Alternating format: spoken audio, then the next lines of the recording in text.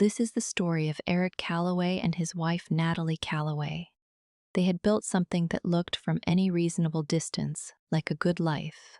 12 years of shared routines, a house in a neighborhood where the lawn stayed trimmed and the conversation stayed surface level. Two people who had learned each other so thoroughly that they'd stopped being curious. The trouble with Eric and Natalie wasn't cruelty or indifference. Exactly, it was the quieter, more insidious thing. The way two people can exist in perfect parallel, their lives touching at all the practical points, while something essential drifts so gradually that neither one notices until the drift has become a distance too wide to name. What unraveled them wasn't a single failure. It was the accumulation of every small moment either of them had chosen not to say aloud. The coffee maker finished its cycle at 6:47 every morning, and Eric was always there to hear it. He developed the habit sometime in the third year of marriage, rising before Natalie, padding downstairs in socked feet, standing at the kitchen window with his first cup while the neighborhood outside was still gray and unhurried. He told himself it was because he liked the quiet. That was partially true. What he didn't examine too closely was the other part, that the kitchen, in those early minutes, was the only space in the house that felt entirely his. Natalie slept until 7:30 with a precision that still impressed him. She emerged already composed, hair pulled back, a particular efficiency in how she moved through her morning routine. She would pour her coffee, check her phone, and ask him something practical. "What are we doing about the Hendersons' dinner? Did you call the plumber back?" He would answer, and she would nod, and the morning would proceed. There was nothing wrong with any of it. That was the part Eric couldn't explain to anyone if he tried. Jonathan Marsh had appeared at the periphery the way secondary characters often do, naturally, unremarkably. He was a colleague of Natalie's at the architectural firm where she'd worked for 4 years, and Eric had met him twice. Once at a firm holiday party where Jonathan had shaken his hand and said something forgettable about a project they were working on, and once when he picked Natalie up from a late client meeting and Jonathan had waved from the parking structure. He was tall, easy in his manner, the kind of man who filled a room without seeming to try. Natalie had mentioned him the way she mentioned most work things, flatly, factually, without editorializing. "Jonathan's, we should push the presentation to March. Jonathan's handling the Reardon account now." Eric had filed these mentions away without particular interest. He was a graphic designer who worked primarily from home, and the social geometry of Natalie's office existed for him, mostly as background noise. The evening Eric would later mark as significant was an unremarkable Tuesday in October. They were eating dinner pasta she'd made, something with lemon and capers she'd seen in a magazine, and Natalie was talking about a site visit she'd done that afternoon. He was listening, or doing the thing that had come to approximate listening, maintaining eye contact, making sounds of acknowledgement, tracking enough of the content to respond appropriately if asked. Then she laughed. It wasn't her regular laugh, the one he'd catalogued over 12 years. The slightly restrained sound she made at dinner parties, and the fuller one that came out when she was genuinely caught off guard. This was something different, a laugh that arrived ahead of whatever thought had prompted it, involuntary and unguarded. The laugh of someone who'd forgotten, briefly, to manage themselves. She stopped, looked at her plate, continued her story about the site visit, slightly differently now, with a more careful arrangement of detail. Eric reached for the bread. He didn't think, something is wrong. He wasn't that kind of man, the kind who catalogued suspicions, who stored small observations in a mental file labeled evidence. He was, by his own long-standing admission, someone who preferred the explanation that required the least amount of emotional effort. The laugh was nothing. She was in a good mood. "The pasta was good," he said. "This is really good." She said, "It's the lemon. I used more than it called for." They finished dinner. He did the dishes. She went upstairs to read. He watched 40 minutes of television. He couldn't have described the next morning, then followed her up. She was already asleep or presenting herself that way, which he'd learned over the years was not always the same thing. He lay in the dark for a while, listening to the quiet. The laugh was still there, somewhere in the back of his mind, not alarming, just present, the way a sound continues in a room after the thing that made it has already gone.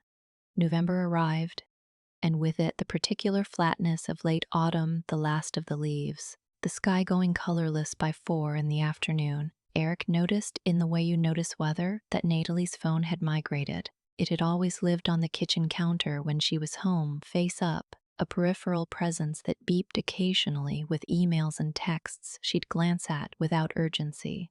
Now it stayed with her, not dramatically, not clutched, not hidden, but present in her hand in a way it hadn't been. Pocketed when she moved from room to room, taken to the bathroom, placed face down on the nightstand rather than plugged in on her side of the bed. He didn't say anything about this. This was Eric's particular mode of engagement with discomfort. He moved around it, carefully, the way you move around furniture in a room you know well enough to navigate in the dark. He had grown up in a house where feelings were not so much suppressed as simply not surfaced, where his mother's unhappiness expressed itself as efficiency and his father's expressed itself as absence, and he had absorbed, without knowing it, the principle that the most dignified response to difficulty was to behave as though it wasn't there. What he did instead was work more. Not frantically, there was no dramatic throwing himself into projects, no obvious displacement. He simply became somewhat more diligent about the freelance accounts he managed, stayed at his desk until dinner time rather than wandering down at 4, started a personal project he'd been putting off for 2 years. It felt productive. It felt, if he was honest, like a kind of buffer. Natalie, meanwhile, had begun going to the gym in the evenings. She'd always been someone who exercised, but intermittently runs on weekends, a yoga class that came and went. This was different. Tuesdays and Thursdays with a regularity that read almost like appointment keeping. She came back later than a gym trip should reasonably require, showered before he could ask how it was, came to bed smelling of soap and a distance he couldn't locate the source of. One Thursday he asked, "How was it?" She set her bag down. "Fine." "Good." Crowded for a Thursday, I don't know why. She moved toward the bathroom. "Did you eat? Leftovers? The chicken?" "Yeah." She nodded. "I'll have some tomorrow." He watched her close the bathroom door. Later, this was February, he would realize in retrospect, though at the time the months had run together. They were in the car on the way home from our parents' house. A Sunday obligation they fulfilled with mutual, unspoken determination, and Natalie said something that he turned over in his mind for a long time afterward. "Do you ever feel like we're just maintaining?" She was looking out the passenger window as she said it, not at him. He kept his eyes on the road. Maintaining what? "I don't know." A pause. All of it. He thought about this. He thought about it the way he thought about most things that required genuine response. Carefully, finding the edges of what he actually felt before deciding how much of it to release. "I think that's what most of it is," he said finally. "After a while, you maintain." She didn't answer. He added, with the particular impulse toward reasonableness that had always been both his strength and his limitation, "That doesn't have to be a bad thing." She made a small sound that wasn't agreement. The streetlights moved across the windshield. They drove the rest of the way home without speaking, and Eric thought or chose to believe that they'd simply reached the comfortable end of a conversation, the kind that doesn't require resolution. He reached over once, at a red light, and touched the back of her hand. She didn't pull away. She also didn't turn toward him. Her hand stayed where it was, and his rested on top of it, and the light changed, and he needed both hands for the wheel, and the moment ended. He almost said something, then he could feel it, some formless thing he'd been not saying for months, pressing up toward language. Instead, he signaled left and made the turn, and the moment passed, and he filed it alongside the laugh from October, alongside the phone, alongside all the small things that were nothing, probably nothing, almost certainly nothing. Natalie stared out the window. "I don't know," she said, very quietly, not continuing the conversation, just completing some private thought. Then she added, half to herself, "Maybe like this story or subscribe or something." He glanced at her. "What?" She blinked, looked faintly confused herself. "Nothing. Sorry. I don't know why I said that." He waited. She shook her head. Ignore it. He did. But the strangeness of it. The odd dislocated phrasing, like she'd briefly been somewhere else and come back wrong, stayed with him. The way a word sounds strange if you say it too many times. He drove the rest of the way home in a silence that had taken on, without announcement, a different quality. It was Grace Marsh who told him. The phone rang on a Wednesday morning in March, and the number was unfamiliar, and he answered with the mild suspicion he reserved for unknown callers, assuming, in that way habitual to a certain kind of pragmatic person, that it would be either insurance or a wrong number. Is this Eric Calloway? It is. My name is Grace Marsh. My husband is Jonathan Marsh. I believe he works with your wife. He was standing in the kitchen.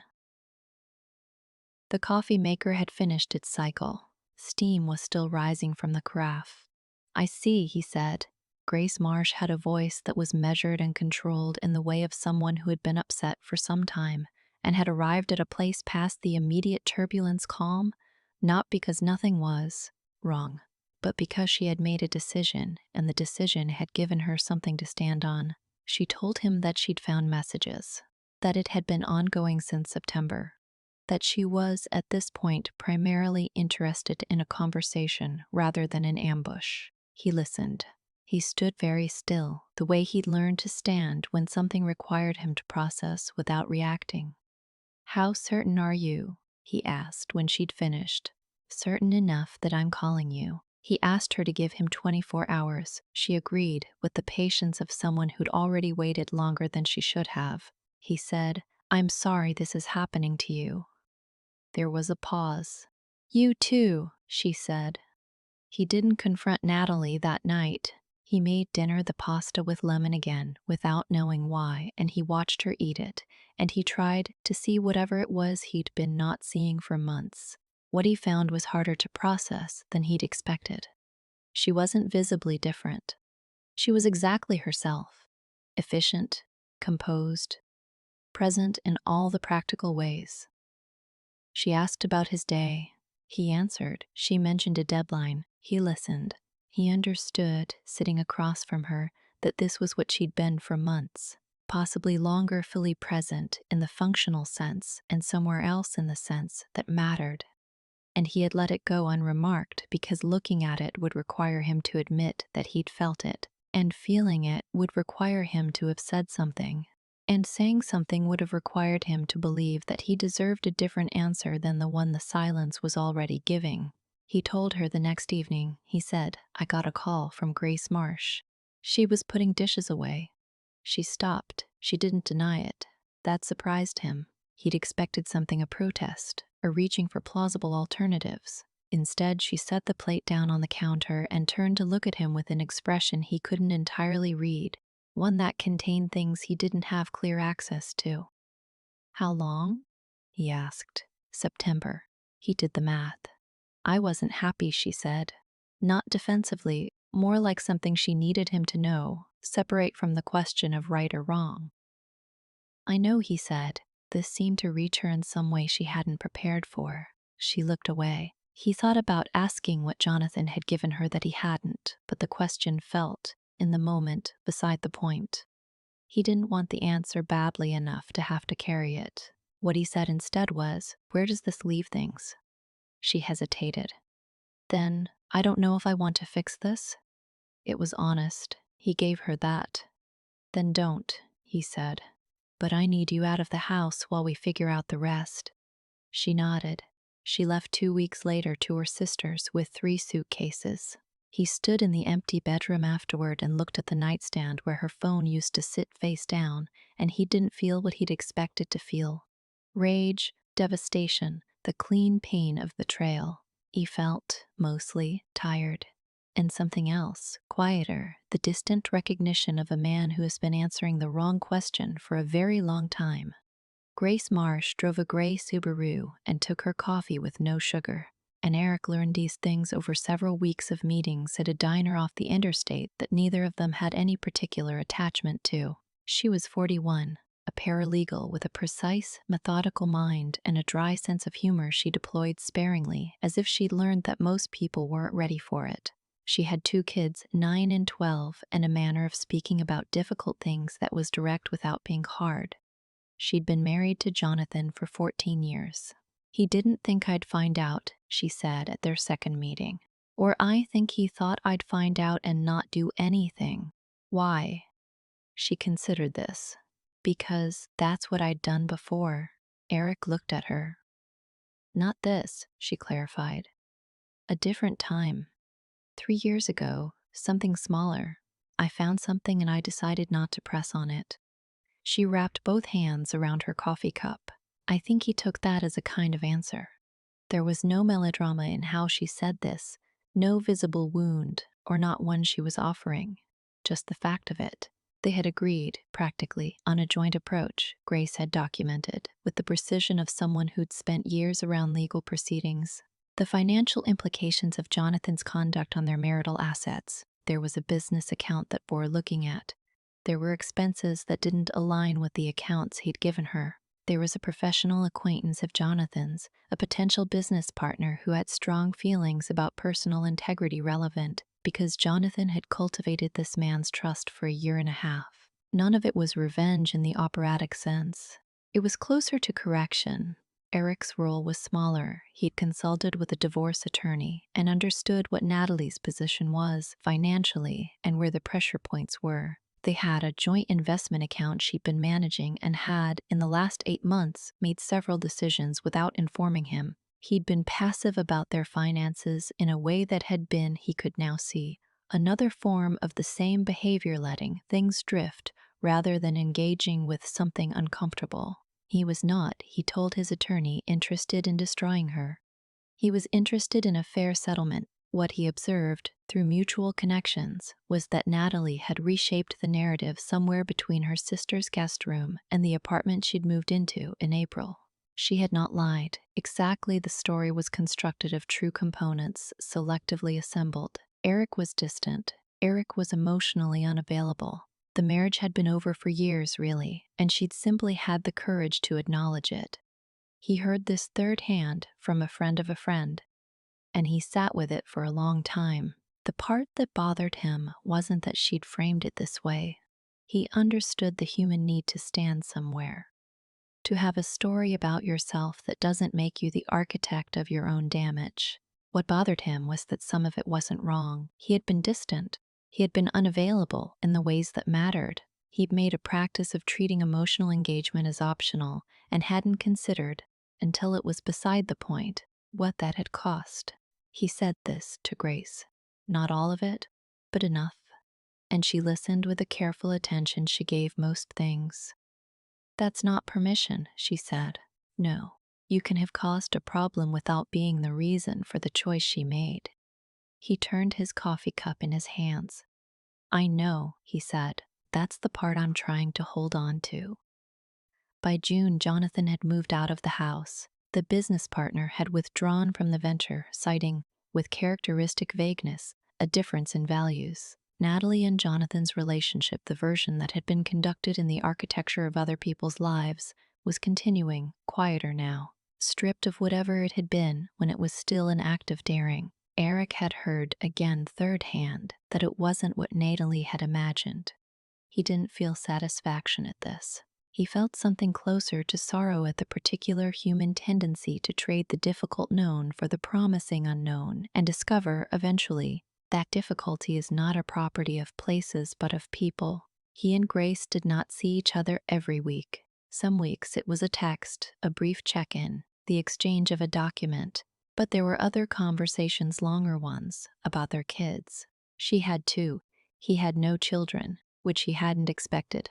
About work, about the strange bureaucratic intimacy of dismantling a marriage. She laughed once, genuinely, at something he said, and he noticed it the way he'd noticed Natalie's laugh in October, with that same quality of attention. But this one he didn't file away and forget. This one he registered and kept and thought about on the drive home. The divorce was finalized on a Thursday in August. Eric drove home from the attorney's office the same way he drove everywhere, with the radio off. Not out of any deliberate choice, but out of a habit of quiet he'd never examined. And when he got to the house, he sat in the car for a few minutes before going in. The house was his now, the way the quiet mornings in the kitchen had always been. He'd thought, in the months of proceedings, that he might want to sell it. He'd found, when it came to it, that he didn't. Not yet. Inside, he made coffee. He stood at the kitchen window. Grace texted him at noon. "All done?" He replied, "All done." She sent a single word back, "Okay," and then, a few seconds later, "Dinner sometime, when you're ready. No agenda." He smiled at his phone in the way he rarely smiled privately, fully, with no one to perform it for. The last time he'd seen Natalie in person was at a mediation session in June. She'd looked the way she always looked, composed, put together, slightly braced. He'd spent a portion of the session watching her in peripheral vision, trying to locate the woman he'd made coffee beside for 12 years. The person he'd stood next to at her father's funeral, who'd sat with him through 3 nights when he'd had pneumonia and called it nothing but had been quietly terrified. She was still there. He could see her. She wasn't a different person, wasn't simpler or worse than she'd been. She was someone who had been lonely in a particular way and had looked for the exit rather than the conversation, and had found, in finding it, that the exit led to another room rather than to anywhere new. He hadn't said this. It wasn't his to say anymore. At the end of the session, when the attorneys were gathering papers, she'd looked at him once, a direct look, brief, carrying something he couldn't fully read and didn't try to. Something that wasn't apology and wasn't defiance. Something in between. He'd nodded. That was all. He thought about her, standing at the kitchen window in August. Not with anger. He'd expected anger, had waited for it to arrive with the force people described, and instead it had come in small doses, manageable and receded. What remained was something harder to name, something close to grief for a version of things that had never quite existed outside of the early years, before they'd learned each other well enough to stop trying. He'd been part of that too. He'd been the one who stood at windows rather than asking questions. Who answered maintaining when the person he loved asked if he ever felt like they were just maintaining, and had framed it, in his reasonable, considered way, as an acceptable answer? Who had felt the hairline cracks and chosen, not out of strength but out of avoidance, to leave them unexamined? He was not redeemed by this understanding. Insight wasn't the same as change, and change would require something more continuous than a revelation. He knew that, but it was the beginning of a different question at least. His phone buzzed. A client with a deadline. He set his coffee down, went to his desk, and began to work. Outside, the neighborhood was arranging itself into late afternoon, that particular August light, amber and slightly hazy, the kind that makes ordinary things look briefly important. A neighbor walked a dog. A car reversed carefully out of a driveway. He thought about Grace, who was probably at her office right now, moving through her afternoon with the same measured competence she brought to most things. He thought about her laugh, the real one, the involuntary one, and about how he'd noticed it and not looked away. There was no plan. He wasn't someone who made plans about things like that, but he didn't file it away either. He left it where it was present, unresolved, belonging to whatever came next. The kind of feeling that doesn't announce itself as important but sits quietly in the room, like light, like the smell of coffee, like the particular silence of a house that is learning, slowly, to be something other than what it was. Outside, the afternoon deepened. He kept working.